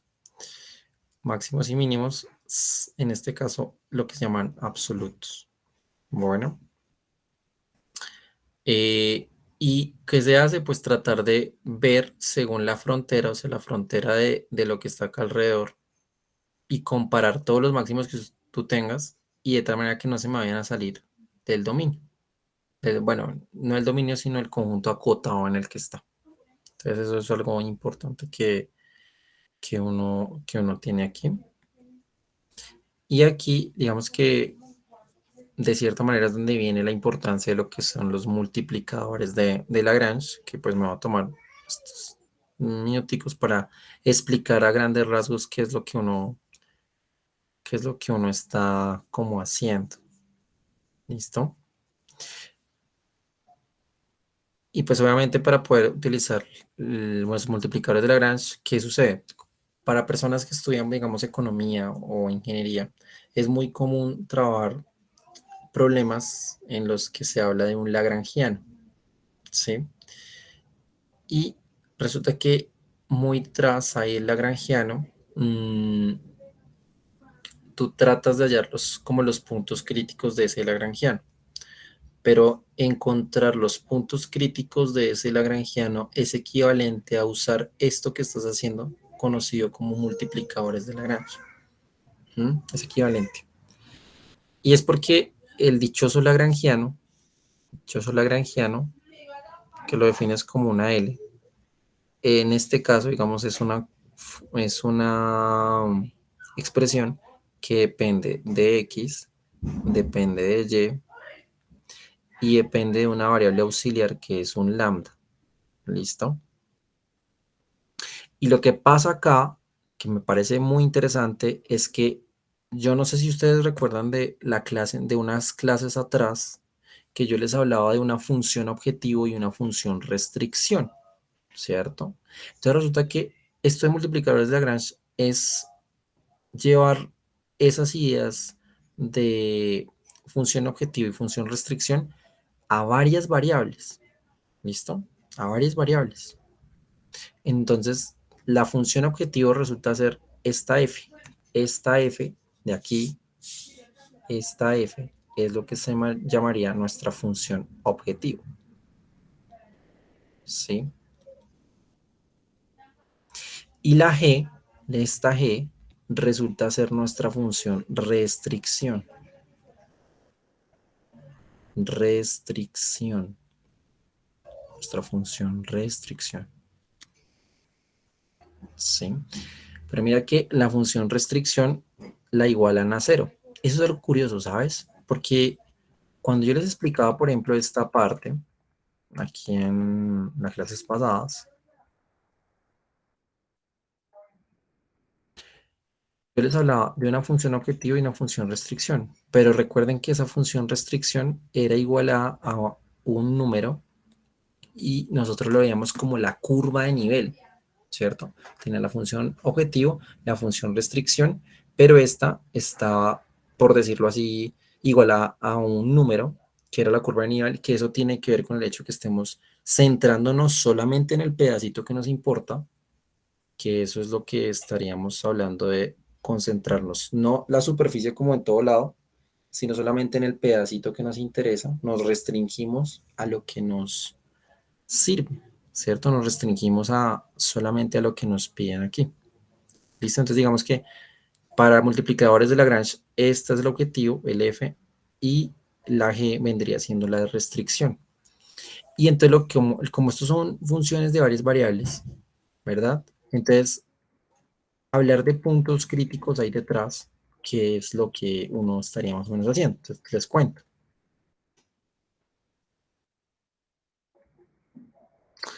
Entonces resulta que hablamos de una función f, hablamos de una función g, Y ojo porque aquí aparece un lambda. Acá hablamos de un lambda. Un lambda. ¿Mm? Y resulta que el tal lambda en matemáticas, y más que todo en una rama de las matemáticas que se llama el cálculo de variaciones, ¿sí?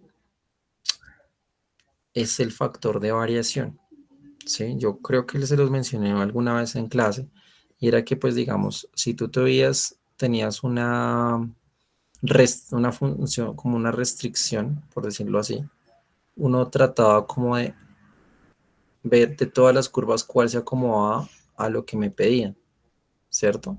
De los distintos lambdas con los que tú estás como trabajando, a partir de las variaciones. Entonces, digamos, este lagrangiano que tú estás haciendo acá, resulta que lo definen como coger f, tu función f de dos variables x, y lo que vas a hacer es que le restas lambda veces g de x, y. O sea, tu curva ahí de nivel. ¿Listo? Y a esta función de tres variables, lo que vas a hacer es encontrar los puntos críticos.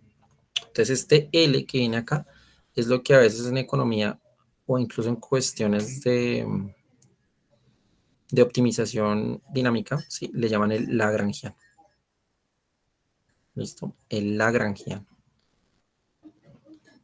Y lo que ellos quieren es, como es una función de varias variables, buscar los puntos críticos del Lagrangiano, ¿cierto? Buscar los puntos críticos del Lagrangiano, ¿vale? Entonces, como esa es la meta, ¿cómo es que uno halla los puntos críticos de una función, digamos, de tres variables? Primero, tienes que hallar como un criterio de primera derivada, ¿cierto? Y eso es derivar con respecto a las tres variables. ¿Sí estamos de acuerdo? ¿Me escuchan, chicos? Sí, señor. Entonces, encontrar los puntos críticos de esto es hacer ¿qué? Entonces, venga, lo hacemos en acá aparte, como para que ustedes lo entiendan mejor.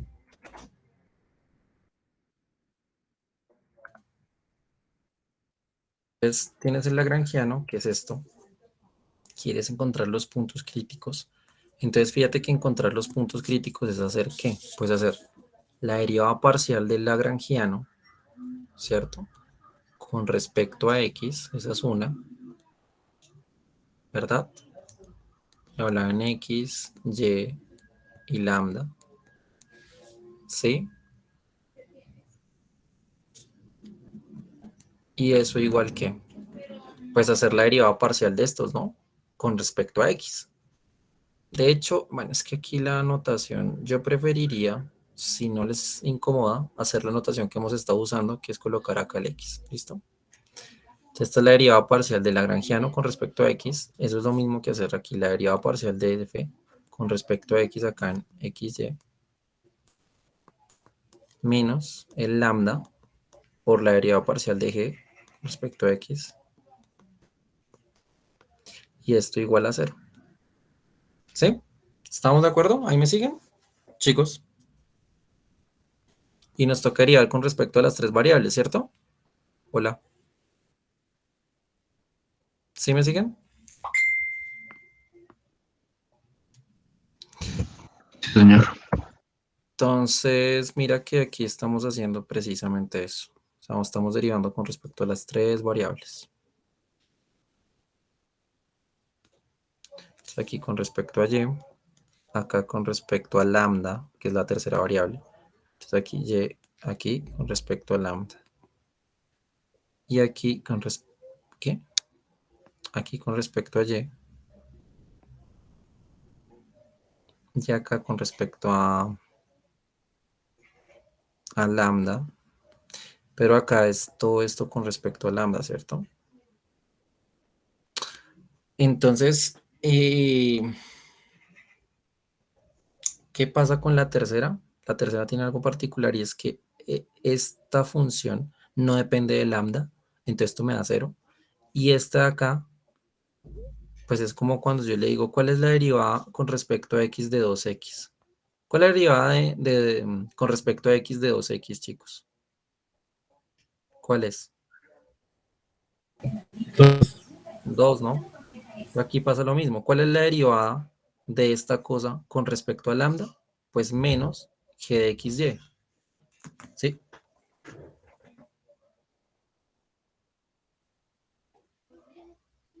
¿Sí? ¿Me entienden? Hola. ¿Esto es claro?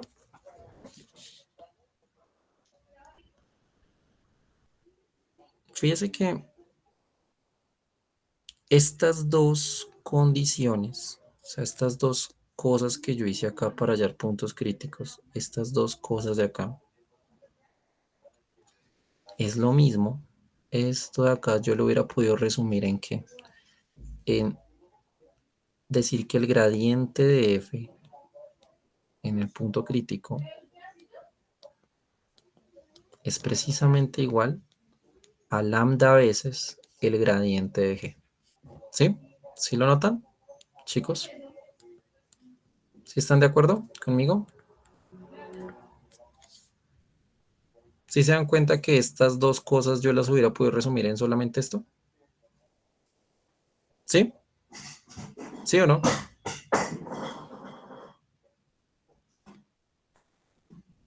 Yo los hubiera podido resumir.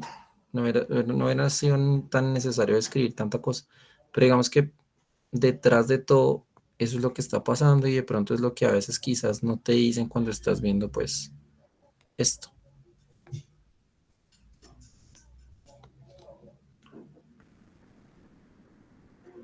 Entonces eso es lo que sucede. Espérame a ver si...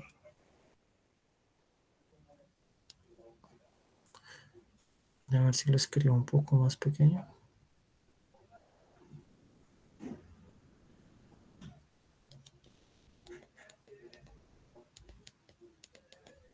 Listo.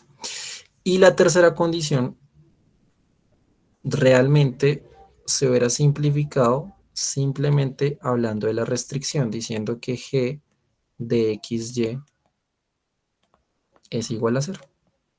¿Sí me entienden? ¿Sí, chicos? ¿Estamos? O sea que en este método de encontrar los puntos críticos del lagrangiano es equivalente a lo que me están diciendo acá, mire. Es equivalente a lo que me están diciendo acá. Porque cuando hayas los puntos críticos del lagrangiano, pues es como hacer esto mismo. Y es que, pues lo mismo. Buscar los puntos dadas las restricciones que yo tenga aquí.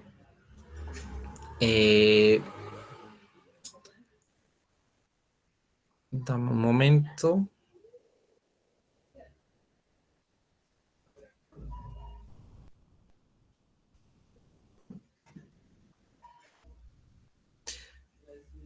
Por ejemplo, a ver. Si yo miro el problemita de lo que yo hacía aquí de los problemas que les puse antes, digamos de cierta manera, usted ya tenía acá una función objetivo y una función y una restricción, ¿cierto? Este problemita que yo les puse a hacer en casa.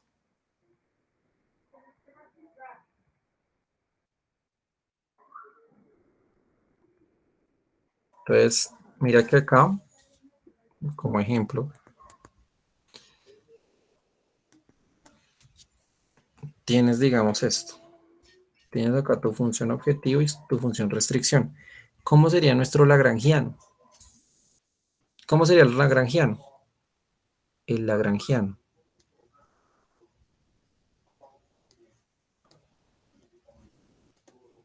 sería el lagrangiano con respecto a las variables acá son r de radio y h de altura. Y aparte colocamos lambda como el parámetro de variación, ¿cierto? Y eso iguala, pues la función A, ¿cierto? De RH, menos lambda veces la función de volumen. ¿Sí me siguen ahí, chicos? ¿Sí? Hola. Ese sería como el respectivo lagrangiano. Sin embargo, ya nos dimos cuenta que hacer esto del respectivo lagrangiano es equivalente a ¿qué? A hacer el gradiente de esto e igualarlo con lambda veces el gradiente del volumen. ¿Listo? ¿Ahí me siguen, chicos? ¿Escuchan?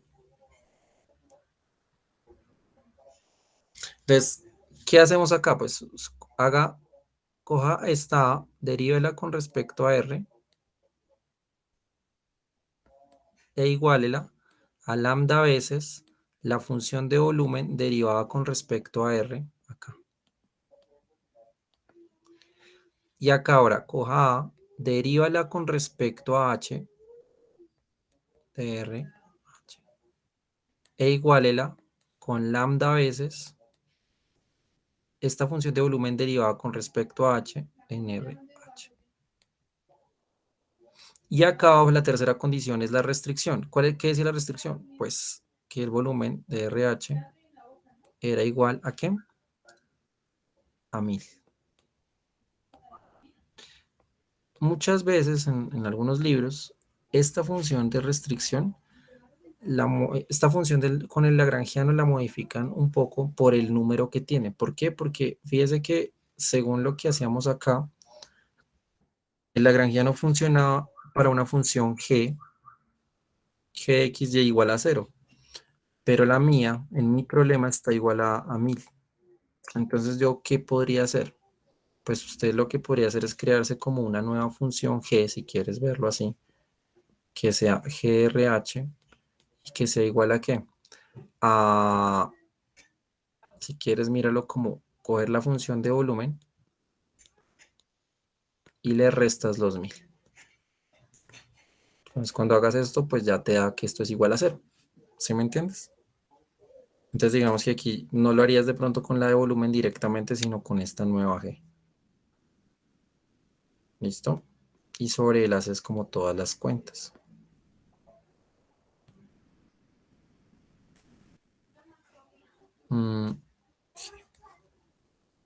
¿Listo? Entonces, si hacemos eso, si hacemos, digamos, estas tres cosas que nos están pidiendo acá,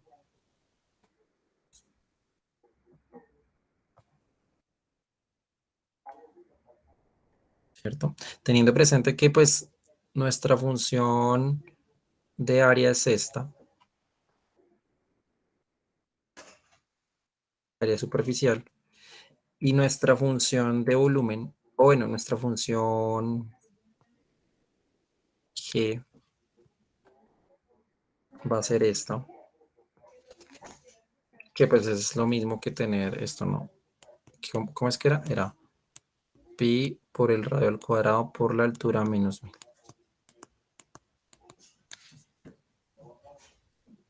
¿Cierto? Entonces digamos, a ver, hagamos cada una de estas tres ecuaciones a ver qué sale.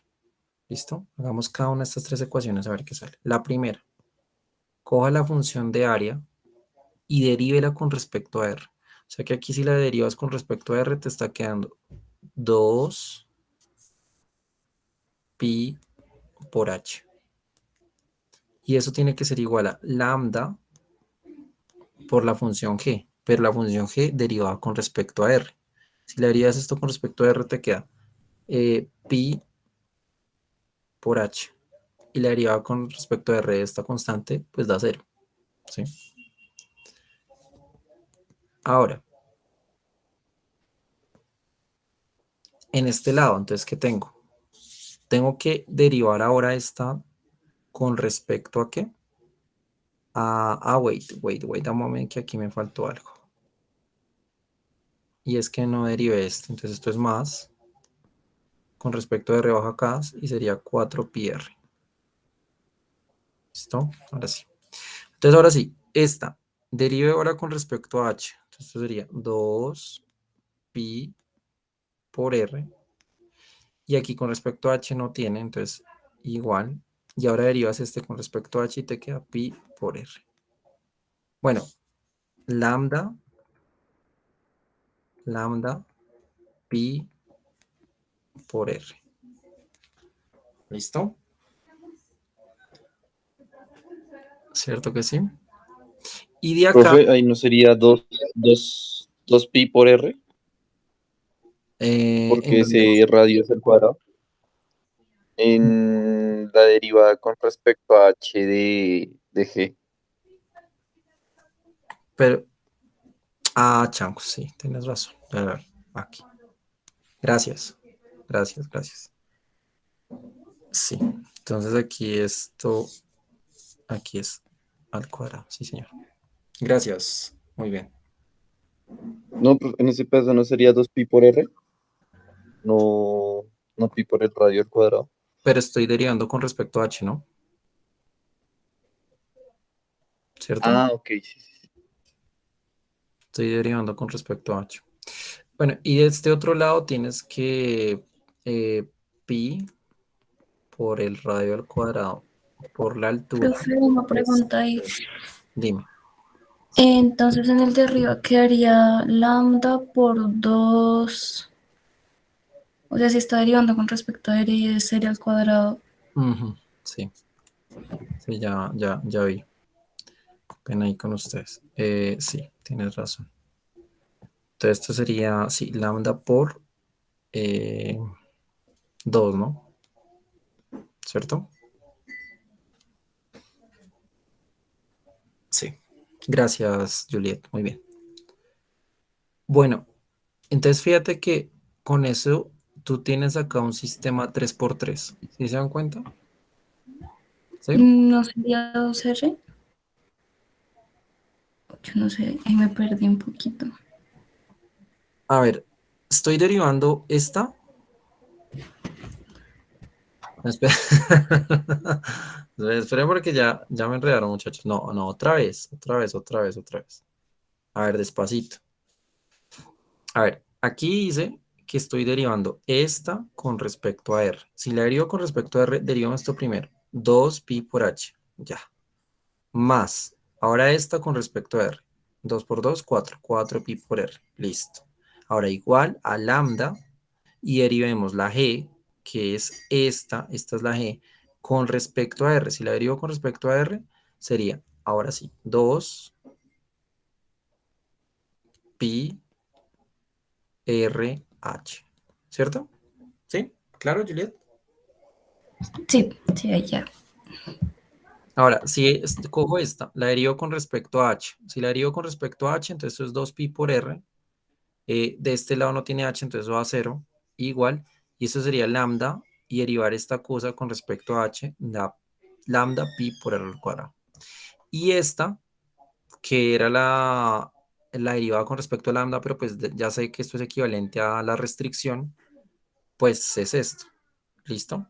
Entonces ahora lo que yo voy a tratar de hacer es encontrar el lambda, encontrar el R y encontrar el H que optimizan esto. ¿Sí? Que pues es, dependiendo del problema, yo buscaba, creo que era que minimizaba, ¿cierto? Y voy a usar el criterio de la segunda derivada para funciones de varias variables para saber eso si es un máximo o un mínimo. ¿Entienden la idea? La dinámica del asunto, chicos. ¿Sí entienden qué toca hacer ahí? Hola. Entonces, pues podemos hacer las cuentas. A ver.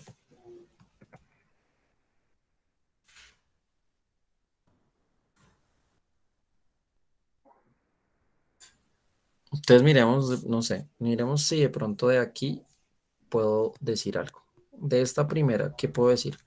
Creo que puedo simplificar por 2, ¿no? Entonces esto que sea pi por h más 2. Bueno, los tres tienen pi, ¿cierto? Entonces yo puedo quitar a pi encima, ¿cierto que sí?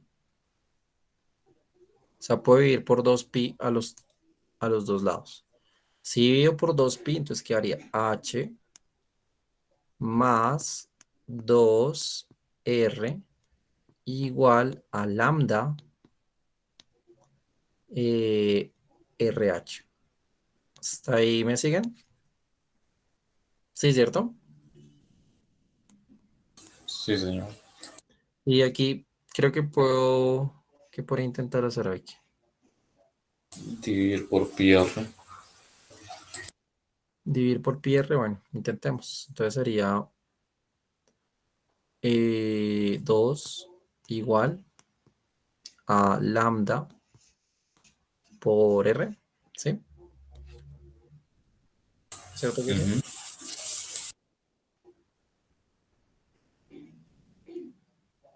Listo. Y esta de aquí si no puedo decir nada. Se la dejo igualita.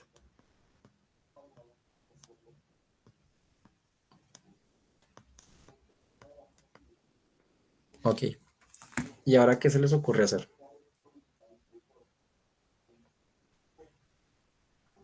¿Qué hacemos?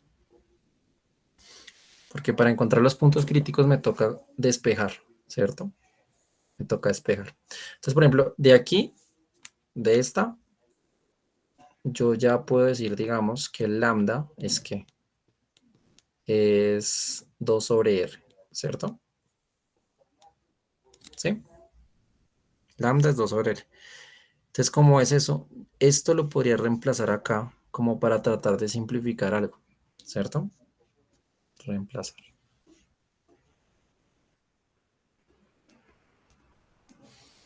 Entonces, si tomo esta misma ecuación y me reemplazas este lambda por 2 sobre r,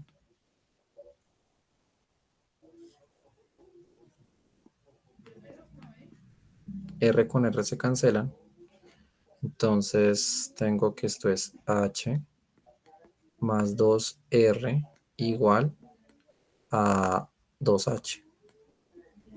Y este h pasa a restar, entonces queda que 2r es igual a ¿qué? A h. ¿Estamos de acuerdo?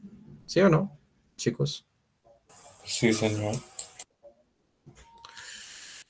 Listo. Y entonces fíjese que como ya tengo esto lo puedo reemplazar en esta que era la restricción, ¿no? Al final lo que me interesa es el R y el H, no tanto el lambda, sino el R y el H. Entonces, si lo reemplazas en la restricción, pues tienes que, eso sería pi por el radio al cuadrado por la altura, igual a 1000. Pero entonces yo sé que el H es 2R, o sea que esto quedaría algo así como pi por el R al cubo por 2, ¿sí? Igual a 1000. Y puedo despejar R, ¿no? Entonces quedaría que R es igual a 1000 divididos de 500, ¿sí? Sobre pi. Y todo este señor a la 1/3. ¿Estamos de acuerdo? Sí, señor. Entonces digamos que ese sería el radio óptimo. Y como ya sé quién es el R, entonces ya sé que H es ¿qué? Es precisamente 2 veces este señor.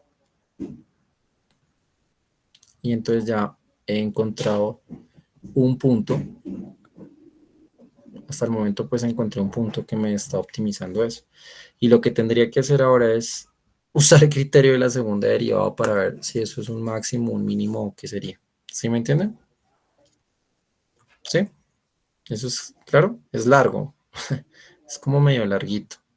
Pero pues digamos que ese es a grandes rasgos el método de multiplicadores de Lagrange. ¿Lo entendieron, chicos? ¿Más o menos? ¿Sí? Hola. ¿Me escuchan? Sí, profe, algo se entendió un poco. Sí, igual en el video yo creo que lo van a entender quizás mejor. Y bueno, y voy a finalizar pues digamos los temas del curso hablando un poquito de esto, que a veces lo utilizan ustedes en sus carreras. Y es multiplicadores de Lagrange con 2 restricciones o más restricciones. ¿sí? Dos restricciones o hacer más restricciones. A veces ponen dos, a veces ponen tres, cuatro restricciones. Bueno, eso se vuelve una vaina grandísima. Pero fíjate que, digamos, es tener lo mismo. Tienes una F que es la objetivo, ¿sí? Y tienes una G1, digamos, que es una restricción que te ponen otra G2, que es otra restricción, ¿listo? Y entonces, pues aquí es la misma idea, pero fíjate que aquí lo que hacen es sumar con dos variaciones, un lambda 1, un lambda 2 y con los dos gradientes, ¿vale? Entonces lo que están haciendo ahí detrás y en ese orden de ideas, así es que trabajarías una idea de multiplicadores de Lagrange para problemas que tengan dos restricciones. ¿Listo? ¿Hasta ahí alguna pregunta, chicos? ¿Sí? ¿Tienen alguna duda? Pues de momento no, profe. Bueno, entonces pues de esa manera yo terminaría el tema del curso, ¿sí? Ya no, creo que ya no diría nada más, porque creo que lo otro ya está, digamos que ya la siguiente semana sería de dudas que tengan. Voy a dejarles un taller entre hoy y mañana para que vayan estudiando esos problemas de optimización, los que van a presentar parcial. La otra semana recuerden que habíamos coordinado que la siguiente semana es de dudas. El martes siguiente sería la exposición, los que me ven exposición, los videos y demás. Y el siguiente jueves sería el parcial entonces, para los que harían parcial. Entonces, pues estoy a cualquier duda, estoy disponible, lo que necesiten, me cuentan, me mandan un correo, lo organizamos, porfa, lleguen con dudas. Si este método de multiplicadores de Lagrange les gustó, es muy chévere, pero pues obviamente hay que entender bien qué se está haciendo ahí detrás. Sí, Juan, cuéntame. Profe, la semana de el martes de exposiciones es después de esta semana que viene, ¿sí? Sí, sí. La Ah, ok. exposición vendría siendo el martes después de esta semana que viene. O sea, de esta clase del martes que viene dentro de 8 días. Ujú. Sí, sí, sí, sí. Y el jueves sería Ah, listo. el parcial 3. De esa manera, pues yo calificaría todo, les diría sus notas y no sé, tendríamos una o dos reuniones para abordar los temas que se necesiten. ¿Listo? Entonces, pues nada, chicos, espero que les haya gustado el curso.